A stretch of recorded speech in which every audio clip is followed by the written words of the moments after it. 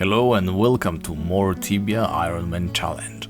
If this is your first time watching, I highly recommend going to the first video in the series. I explain all the rules there, but if you want a quick update, then I will keep it short. I am not allowed to receive any help from other players. I am not allowed to trade with any other players. I can only use items that I find myself, I get from quests, or supplies such as potions that I buy from NPCs. Other than that, I am completely on my own.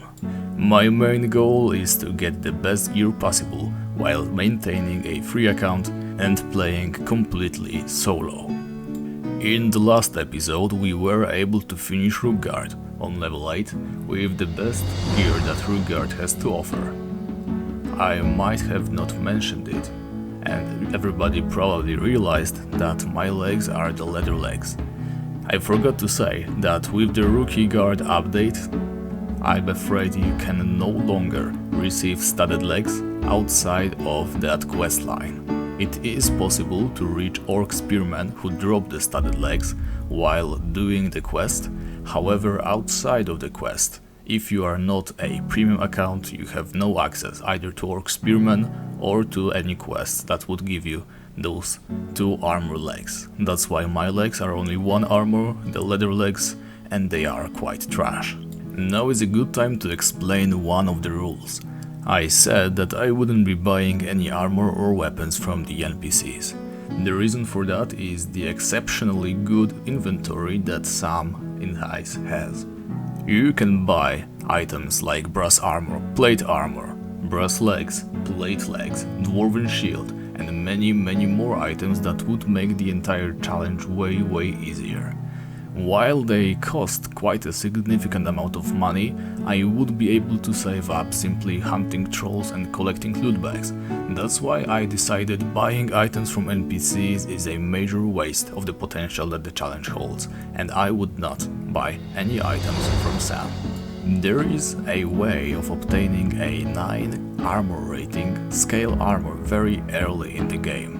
There is a system of caves north of the Thai city. It is completely populated by trolls, which means there aren't any challenging enemies. If you find a room with a well inside of that cave system and you go down the well, there will be a scorpion, a tough opponent to be sure, but also a quest chest containing a scale armor. This upgrade gives me 3 more armor points and makes me way more resistant to attacks from basic low-level enemies. After obtaining the armor, I also spent some more time hunting trolls in the cave system in order to raise my level. I was still level 8 and that was a significant handicap. Any further gear upgrades would require me to be way higher level. The next armor upgrade would be obtaining a plate armor. Those drop pretty rarely from Valkyries, it's about 1 in 127 chance, and there is a single spawn north of Thai city in a cave. As you can see, I was able to defeat the Valkyrie, though she was quite a tough opponent to beat. Of course, I weren't lucky enough to obtain the armor, and that one, let me tell you, would take quite a while longer. It just so happened that wild warriors were boosted creatures that day. Boosted creatures respawn more quickly and yield more loot. Sadly, wild warriors do not drop any loot that I was interested in, so I've slain a bunch of them but gave up eventually. I then returned to the troll cave system to raise my level even more. I collected some of the loot items and stored them in a crate. I then went to Sam and sold those items to him for a small amount of gold. At this point I was level 11 and more than ready to receive my next gear upgrade. I walked past an orc fort, avoided the orc warriors that were gathered around it, tried to slay a white deer, however it proved too fast for me, and headed straight for Caroline City. I went to a magic shop and bought a destroy field rune. I was going to need it later. You see, my next goal was going to be the Broadsword. It is a 2-handed weapon and probably the best 2-handed sword I could obtain at that moment. The easiest way of getting one would be to finish the Alavar's Vault quest. That quest has 2 ways of completing it. You can either do it partially or completely. Full completion of the quest yields better rewards. However, to obtain the Broadsword, I only needed to do the short part. On the icy island of Senya, there is a castle, and in that castle's basement, there is a huge room filled with all kinds of fields. Poison fields, fire fields, and energy fields. Underneath one of those fields, there is a lever. In order to access that lever, I would have to use a destroy field rune. Of course, I would also need enough health to survive walking through all those fields. This could be solved by using potions, however my gold is quite limited at the moment, so I wanted to level up nonetheless. The greatest hurdle to overcome laid in using the destroy field rune itself.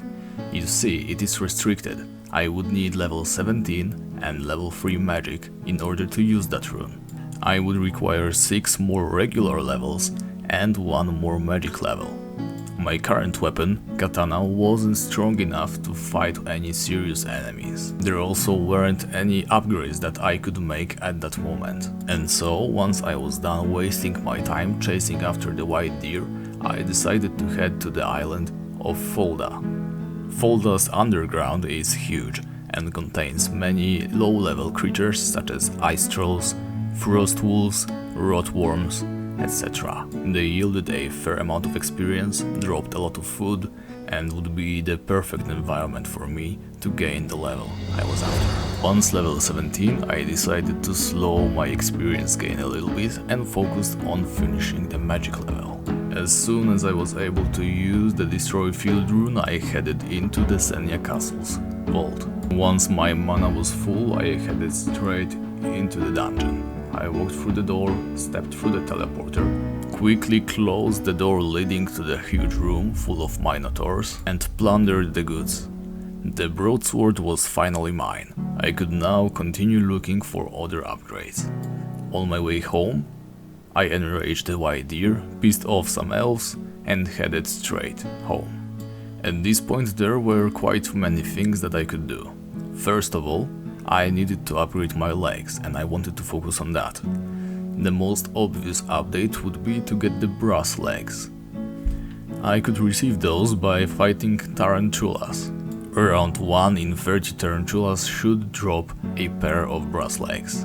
Even though my gear was far from ideal to fight those giant spiders, there is a singular spawn in a hole south of Thais. However, it took a very long time for the tarantula to respawn. Not to mention, they were dealing a lot of damage to me. I didn't want to waste too many potions while fighting those beasts, so I decided to head elsewhere first. I headed to the dwarf city of Khazard-dûm. In their mines, for some reason, there's plenty of hostile dwarves that I was able to slay, until I obtained the item I was looking for, a soldier helmet.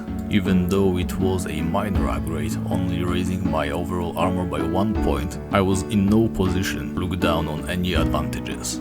I spent some more time exploring various dwarven mines. For some reason all of them contained hostile dwarves. I always wondered why there are any dwarves that would be hostile to the player from square one. And I also killed a beholder, a Bonelord, hiding in a cave south of the entrance to the city. While in one of the mines, I picked up a lamp, then went to the city to buy some oil. With that I had access to a solid light source. In case you want to know why I didn't raise my game brightness to maximum so that any light sources are obsolete, I don't know, I just prefer it that way. Once I reached Thais area, I killed 2 more Bonelords and a ghoul hiding in a weird small dungeon in the swamps underneath some sort of Tibian Stonehenge formation. I also paid a short visit to our old friend Valkyrie, hoping for a plate armor drop. After that I went ahead and fought the tarantulas once again. In between my higher armor rating, my better level and skills, as well as simply having no other choice, I was able to maintain a lot of HP while fighting a single one of those beasts. And so I began the slow grind of the items that I was most interested in. The Valkyries could provide me with a plate armor, a protection amulet and protective charms, all of which would be very useful later. Tarantulas had a chance of dropping the brass legs that I was after, as well as a steel shield, a time ring and a couple other useful items. And then there were the Bonelords. I didn't mention that yet, but they were also quite invaluable to me. Their loot, among other rare items, contains a two-handed sword, a direct upgrade to my current broadsword, a Bonelord shield, which would be very useful when I am forced to use one-handed weapons as well as while training, and loot items such as longsword and morning star, which were worth quite a lot of money in some shops. All those creatures were available around ties, and so I started walking in circles, hoping for a lucky drop from at least one of them. It was at this point when I decided that my name, Skogul of Iron, wasn't exactly cool enough. I acquired some Tibia coins and used the name change to change my name to Skogul the Ironclad, the name that will remain forever. I was almost level 20 when, fighting a Bonelord, I was able to secure one of the upgrades, the two-handed sword. I still needed a little bit more experience before I could wield the mighty weapon. However, I was very glad to have it ready for me. Sadly, even with a better weapon, I still wasn't able to fight the tarantulas efficiently. The single one didn't pose much of a threat, but fighting two at once would require a lot of resources, and that I didn't have. I returned to the dwarf city, and from there I went southeast.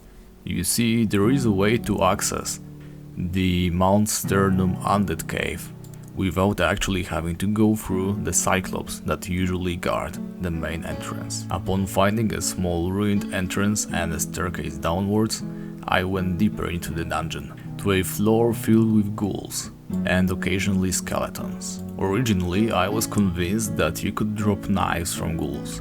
Maybe that's a feature that was removed, or maybe I am just entirely wrong. Nonetheless, the ghouls yielded a lot of experience. I was able to go 40,000 experience per hour, which leveled me up quite a bit. I then returned to battle the tarantulas once again. To my surprise, one of them had a steel helmet. It was just one armor upgrade, but still one of the best helmets that I was able to currently obtain. Soon after, the brass legs dropped as well, and I was pretty much decked out for the foreseeable future. Of the three basic upgrades, I only needed the plate armor, and there was a way better place to look for it. And that concludes today's update. What you have just seen was about 14 hours of gameplay. As you can see, for now getting better items is rather simple. The requirements, if there are any, aren't high, and most of the items I seek aren't rarer than 1 in 100 drop rate. However, as the series progresses, we can expect that to get way worse. I already know that some of the items will be very rare and very hard to obtain from monsters that aren't exactly common either. Still, I am here for the long run, and I hope you stick with me too. And before we finish, I would like to thank everyone for the warm welcome. My first video received a very significant response.